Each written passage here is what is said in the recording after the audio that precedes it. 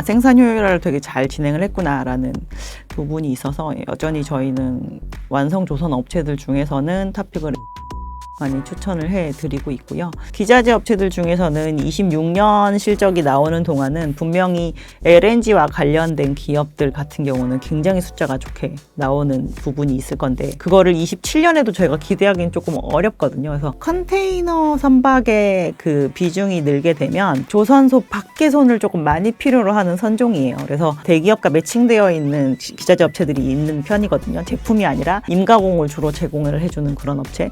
그런 업체들이 오히려 26에서 넘어가면서 27년으로 넘어갈 때 오히려 그런 쪽들은 매출 성장세를 더 볼 수 있으니까 기자재 업체들의 투자의 포지션을 조금 이쪽으로 옮겨가는 거에 대해서도 생각을 해보시는 게 좀 좋을 것 같습니다. 매달 10일 간격으로 진행되는 유튜브 무료 특강 아래의 링크에서 신청하세요.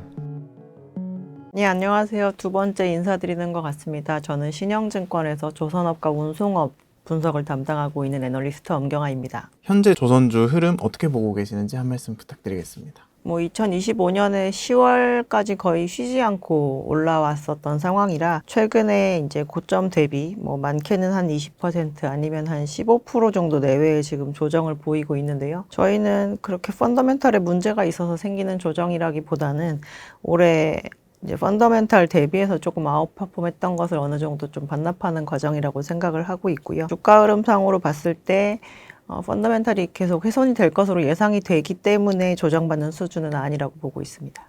최근에 중국에서 있었던 컨퍼런스에 다녀오셨다고 하셨는데 주목할 만한 내용은 어떤 것들이 있었나요? 2025년 마린텍 차이나를 다녀왔고요. 우리나라에서 코마린이라고 하는 해양 컨퍼런스가 열리듯이 중국에서도 이렇게 마린텍 차이나라고 하는 조선해양 관련 컨퍼런스가 1년에 한 번씩 열리고 있습니다. 일단 규모가 굉장히 많이 커져 있는 상태였었고요. 당연히 여기에는 중국에 있는 업체들도 많이 이제 진출을 했고 한국 업체들도 진출을 좀 하고 있는 상황이라 저희가 이제 한국 부스를 좀 중심으로 그 분위기를 좀 둘러보았고요.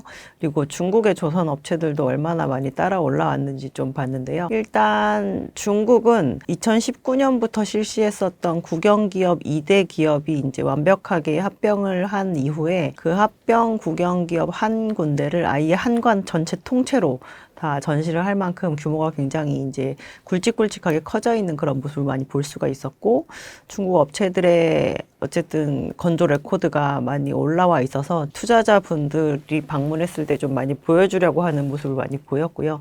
우리나라 업체들 같은 경우는 과거 호황기 때 이제 중국에 진출을 했다가 그 기간을 버틴 기업도 있고 버티지 못하고 이미 이제 좀 밖으로 나와 있는 기업도 있어서 우리나라의 그 해양 관련 컨퍼런스에 진출했었던 기업과 중국에 진출되어 있는 그 기업들의 차이가 어느 정도 좀 있었던 것 같습니다.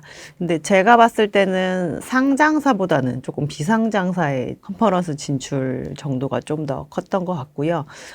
우리나라 조선 대기업에 주로 많이 의존을 하고 있는 업체들보다는 조선해양 전체 시장에 많이 이제 포지션을 가지려고 하는 업체들이 어느 정도 사이즈가 많이 커졌다라는 게 좀 느껴졌고 중국의 조선업이 커지는 거에 좀 발맞춰서 어느 정도 본업의 그 성장세를 조금 기대할 수 있을 만한 업체들이 좀 보였다는 거에 있어서 긍정적인 측면도 있었고 중국의 산업이 만만치 않게 성장하고 있다는 것 때문에 조금 위협감도 느껴졌던 것 같습니다. 중국 조선업이 위협이 된다라고 말씀 주셨는데 이걸 좀 국내 기업들은 어떤 의미로 좀 해석하면 좋을까요? 우리나라 기업들을 실제로 보면 2025년 이후부터는 국내 사업장에서 크게 양적인 성장은 더 이상 진행하지 않고 있는 측면이 좀 보이는데요. 중국 같은 경우는 이제 업체들을 합쳐서 이거 합친다라고 하면 플레이어가 줄어든다라고 생각을 할 수는 있겠지만 실제로 그룹 안에 넣어서 이제 나라의 지원이 좀 들어가게 되고 그렇다 보니까 어느 정도 금융적인 지원이 조금 안정적인 측면이 있다라는 그런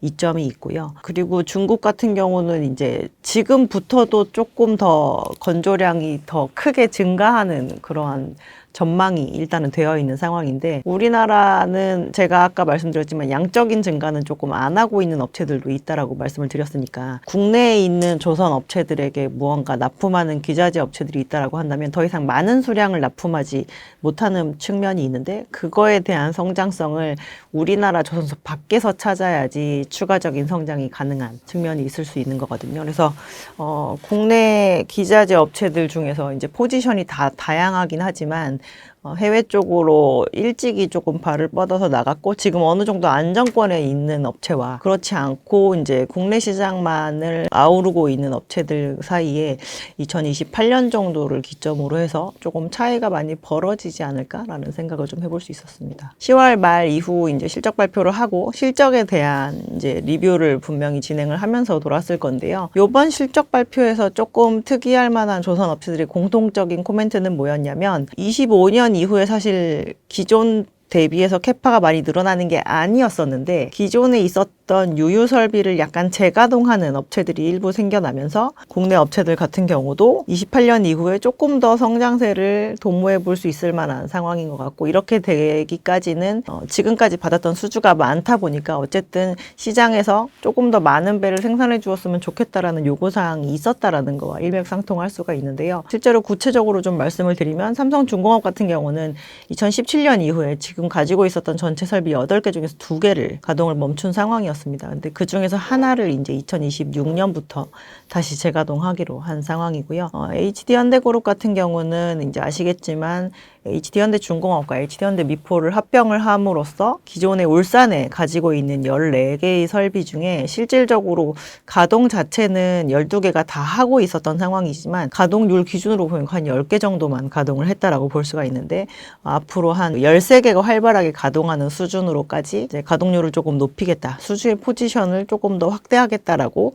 밝힌 바가 있는 상황입니다. 그리고 하나오션 같은 경우는 이미 1분기 실적 발표 이후에 아예 신규 설비를 투자를 해서 기존에 지금 5개밖에 없는 건조 설비를 6개로 다시 재확장하겠다라고 얘기를 한 바 있어서, 국내 업체들도 조금씩은 지금보다 양적 성장을 하려고 하는 모습을 좀 보였고, 지금 2025년 3분기 정도까지 저희가 21년부터 받은 수주를 가지고 점진적으로 조금 작업량을 늘려오고 있었는데, 그게 25년에 그래도 계획한 바 이상 아니면 계획한 바 정도 수준까지 달성이 됐기 때문에 이 정도의 성장세도 조금 도모해 보려는 시도를 할 수가 있지 않는가라는 생각을 좀 해볼 수 있을 만한 실적이 이번 3분기 실적이었던 것 같습니다. 올해가 이제 거의 마무리가 되어 가는데, 지난 2025년을 좀 어떻게 소화하시는지도 좀 궁금합니다. 국내 대체적인 업체들이 이제 대기업들이 연초에 세웠던 계획치 대비해서는 조금 더 생산 효율화를 많이 경험을 함으로써 계획했던 것보다 조금 더 많은 매출을 대부분 업체들이 좀 기록을 한 상황이고요. 2021년 여름 이후부터 최근까지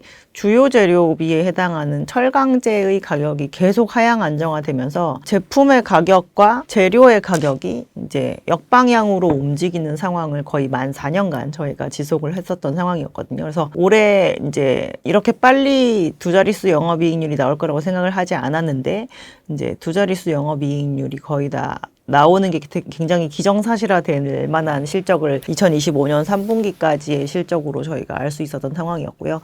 HD현대그룹 같은 경우는 이미 두 자리고, 이제 삼성중공업과 하나오션이 둘 다 한 9%대 영업이익률을 기록을 함으로써 4분기 이제 심지어 그거는 3분기가 비수기였음에도 불구하고 저희가 그렇게 나왔기 때문에 4분기 이후부터는 그냥 조선주들은 다들 영업이익률이 두 자릿수가 나오겠구나라는 걸 저희가 좀 가늠을 할 만한 상황이었습니다. 그래서 올해 실적은 성과가 오르는 물량을 건조를 하면 정말 조선업체들이 좋은 이익을 낼 수 있을까라는 거에 이제 시험대였다고 볼 수 있는데, 그 부분을 확실하게 증명해 보인 실적을 보여준 해였다라고 볼 수 있을 것 같습니다. 올 한 해 동안 고환율 상황이 좀 지속되었는데, 조선업에는 좀 어떤 영향이 있었는지도 좀 궁금합니다. 국내 조선 업체들뿐만 아니라 해외 조선 업체들도 저희가 수주를 할 때는 달러로 수주를 하기 때문에 달러 대비 로컬의 커런시가 얼마나 약세가 더 많이 진행이 되느니까 사실 조선 업체들한테는 굉장히 유리합니다. 인건비나 아니면 주요 재료비에 해당하는 철강 가격이 보통 그 로컬 커런시로 지불이 되기 때문에 수주는 달러로 하고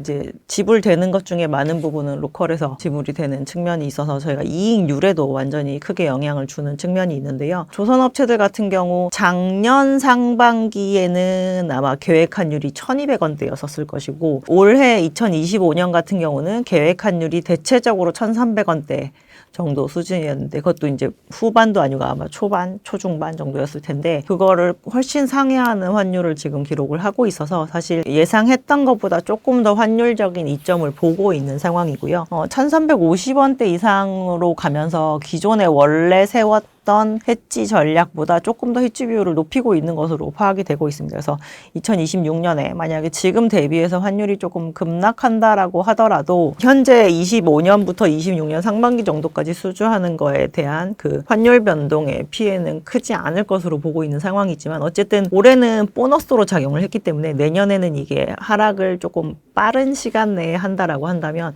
조선주한테 그렇게 좋을 건 없을 만한 요인이라고 보시면 될 것 같습니다. 이제 올해를 어떻게 보면 좀 종합하자면 안 좋은 상황 속에서도 기대 이상의 활약을 했다라고 이해를 한다면 이제 내년에는 좀 어떻게 기대를 하시는지도 좀 궁금합니다. 2025년이 생각보다 그렇게 다 모든 것이 좋지 않았다라고 표현하는 데 있어서는 수주가 생각보다 그렇게 좋지는 않았습니다. 글로벌 시장이 전년 대비해서 수주가 지금 한 45, 46% 정도 감소해 있는 상황이고 물론 그 부분에 있어서의 감소폭이 중국이 훨씬 더 크긴 했지만 어쨌든 절대적인 수주가 크진 않았었던 해였고 연중으로 계속 선가가 저희가 하락을 했거든요.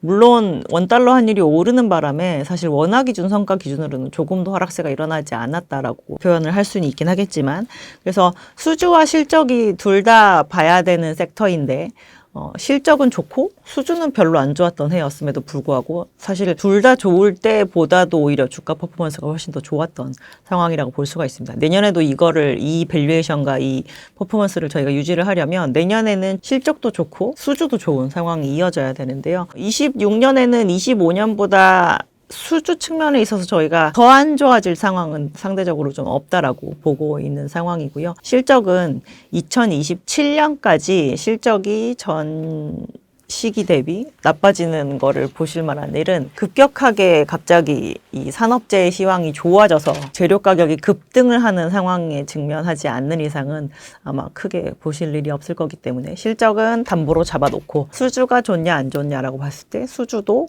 25년이 바닥이었다라고 생각할 수 있을 것 같습니다. 26년에 기대되는 수주는 어떤 것들이 있을까요? 선종별로 좀 말씀을 드리면 2025년에 수주가 그냥 컨테이너선 하나밖에 안 나온 상황이거든요. 갑자기 지금 연말이 되어서 12월이 되니까 1년 동안 안 나오고 있던 부정기선, 탱커나 벌커가 조금 나오고 있는 상황이긴 한데요. 일단 내년에도 올해의 그 가장 중심점이 되었던 컨테이너 수주 또한 계속 이어질 것으로 보고 있습니다. 전 세계에 한 7,000척 정도의 컨테이너 선박이 있는데 지금 현재 기준으로 이중연료 추진 엔진으로 그 변경을 완료한 것 그리고 앞으로 변경을 할 것이 확정되어 있는 것들을 합쳐봤자 한 500척 정도밖에 되지 않는 상황이라 내년에도 계속 활발하게 교체가 이루어질 것으로 보고 있는 상황이고요. 2025년 초에 가장 기대 선종인데 실제로 연중으로 기대를 최고로 못 맞춰준 섹터가 이제 LNG선에 해당이 되는데요. 그도 그럴 수밖에 없었던 것이 바이든 대통령의 그 말년 시기에 2024년에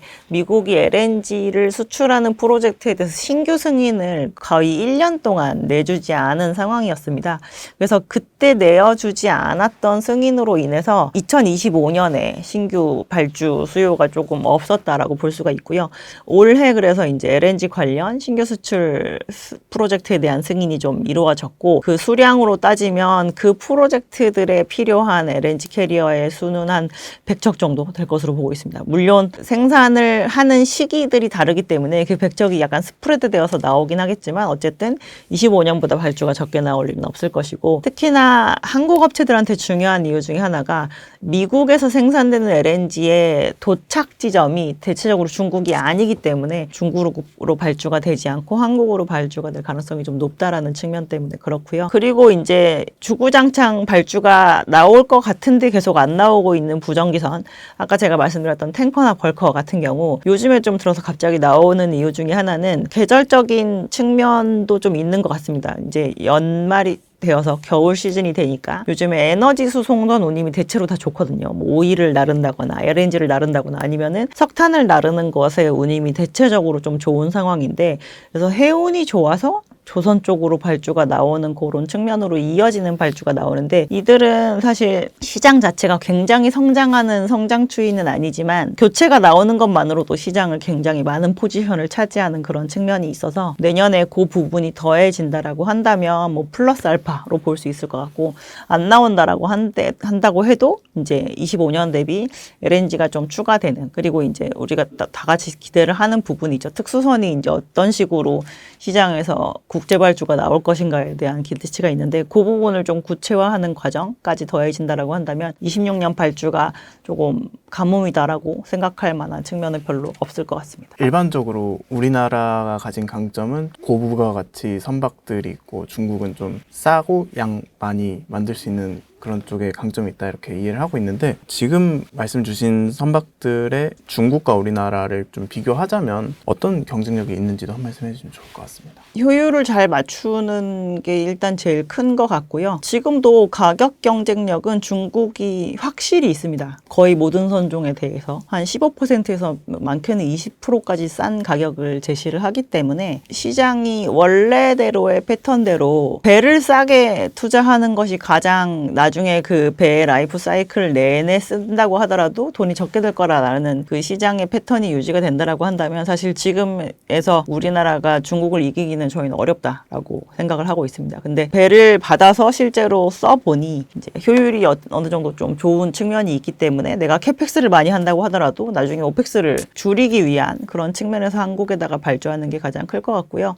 근데 또 그러한 측면도 있을 것 같습니다. 어쨌든 저희가 선박은 내가 원하는 좀 빠른 시기에 인도를 해서 그거를 더 빨리 굴려서 내가 이걸 가지고 운임 수입을 얼마나 빨리 창출하느냐가 좀 관건인데, 24년에 중국이 실제로 수주를 굉장히 많이 했거든요. 그래서 오히려 더 길게 지금 잔고가 쌓여있는 쪽은 중국이 더 많이 쌓여있는 측면이 있기 때문에, 28년을 타겟으로 하는 인도를 발주를 해서 선박을 좀 받고 싶다라고 하는 측면이 있다라고 한다면, 거기에서는 오히려 한국 업체들이 조금 경쟁력을 가질 만한 부분이 있는 것 같습니다. 특수선 발주 관련해서도 좀 여쭤보고 싶습니다. 핵잠수함을 만드는데 10년이 걸린다고 하는데, 앞으로의 전망은 좀 어떻게 보고 계신가요? 실제로 우리나라에서도 신규 특수선 관련 프로젝트가 개념 설계부터 시작을 해서 기본 설계에 들어가고, 이게 이제 본 설계로 들어가서 다시 제대로 나올 때까지 10년 시간이 걸리는 거는 충분히 있을 만한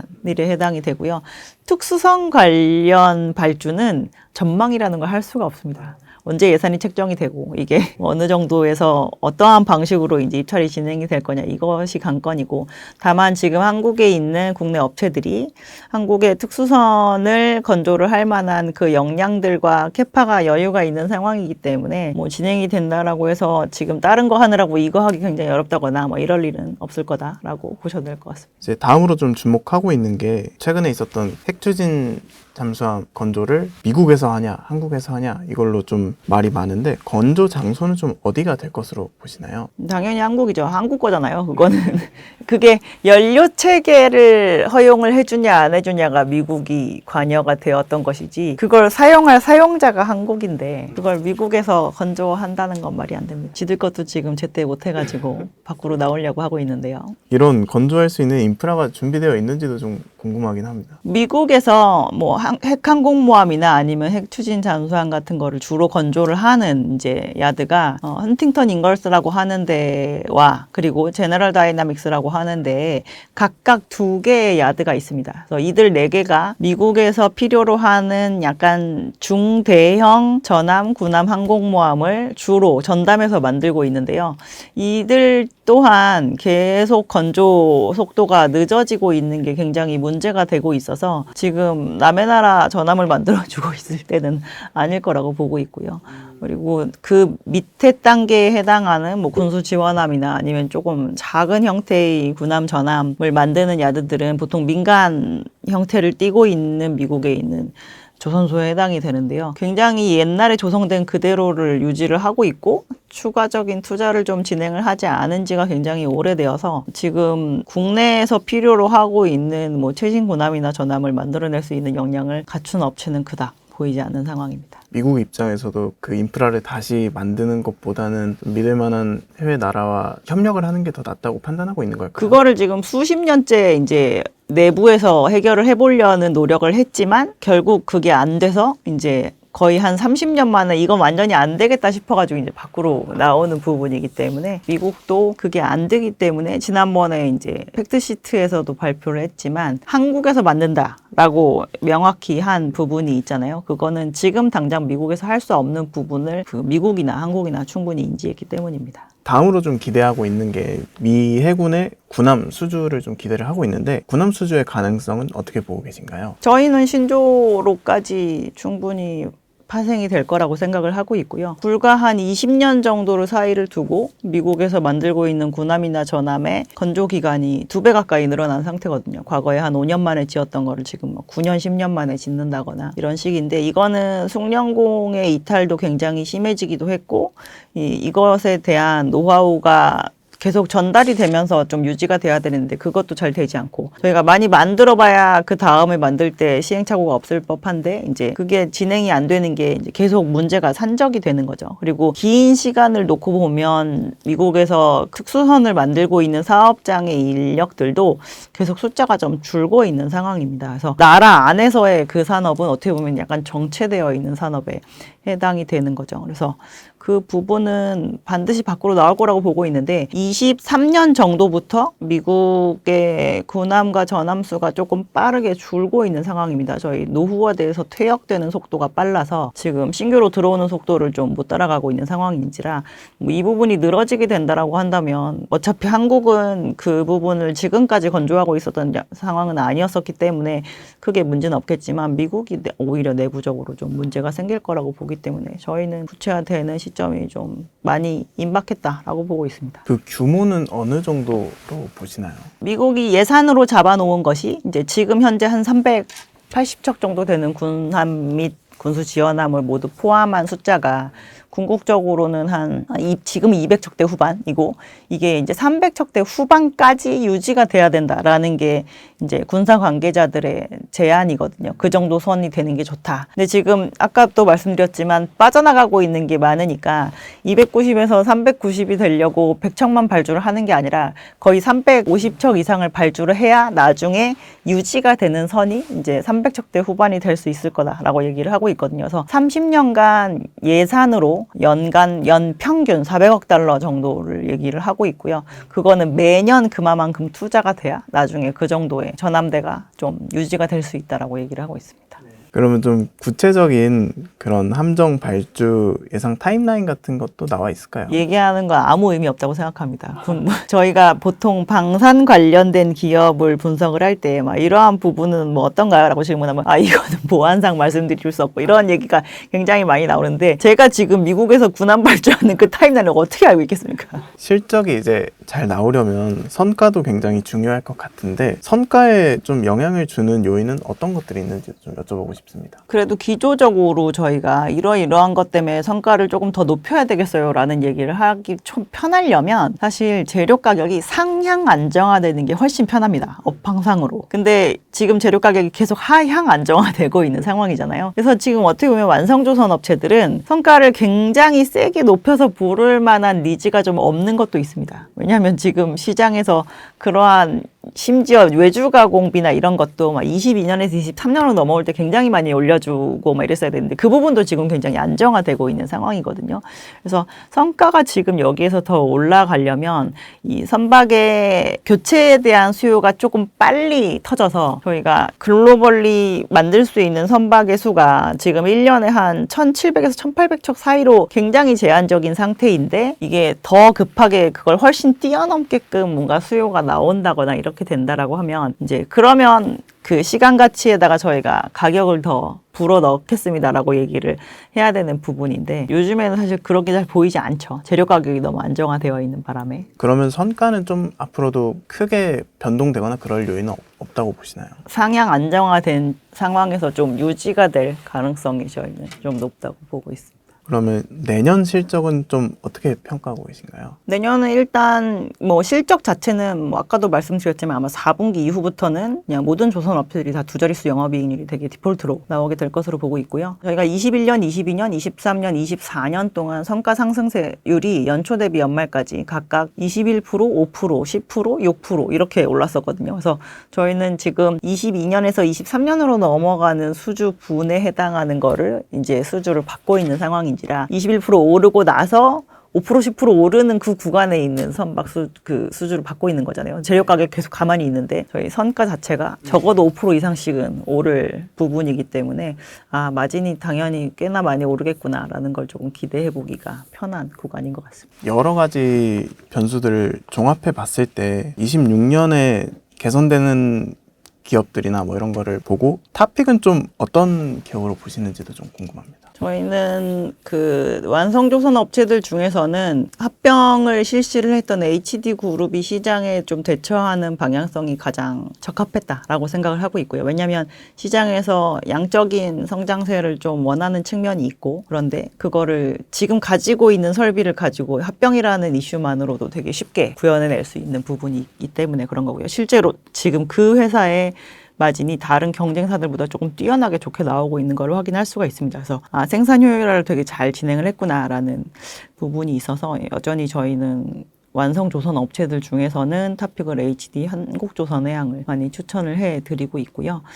우리나라 조선 업체들 기준으로 2026년이 가스선의 인도가 가장 많은 해입니다. 이 이후로 다시 8년으로 이렇게 넘어가는 측면에 있어서는 가스선보다 다시 좀 컨테이너의 비중이 올라가는 측면이 있기 때문에 기자재 업체들 중에서는 26년 실적이 나오는 동안은 분명히 LNG와 관련된 기업들 같은 경우는 굉장히 숫자가 좋게 나오는 부분이 있을 건데 그거를 27년에도 저희가 기대하기는 조금 어렵거든요. 그래서 그거에 대한 부분은 조금 가늠을 하시면서 기자재 업체들 중에서 내가 요거는 이 시점에 어느 정도 차익 실현을 하는 게 좋지 않을까라는 생각을 좀 해보시는 것도 좀 좋다라고 생각을 하고 있고요. 컨테이너 선박의 그 비중이 늘게 되면 어떠한 일이 있냐면 조선소 밖의 손을 조금 많이 필요로 하는 선종이에요. 그래서 국내 조선 업체들에게 그 협력업체, 1티어 협력업체로 이렇게 손을 많이 써주는 그런 기업들이 있습니다. 대기업과 매칭되어 있는 기자재 업체들이 있는 편이거든요. 제품이 아니라 임가공을 주로 제공을 해주는 그런 업체. 그런 업체들이 오히려 26에서 넘어가면서 27년으로 넘어갈 때 오히려 그런 쪽들은 매출 성장세를 더 볼 수 있으니까 기자재 업체들의 투자의 포지션을 조금 이쪽으로 옮겨가는 거에 대해서도 생각을 해보시는 게 좀 좋을 것 같습니다.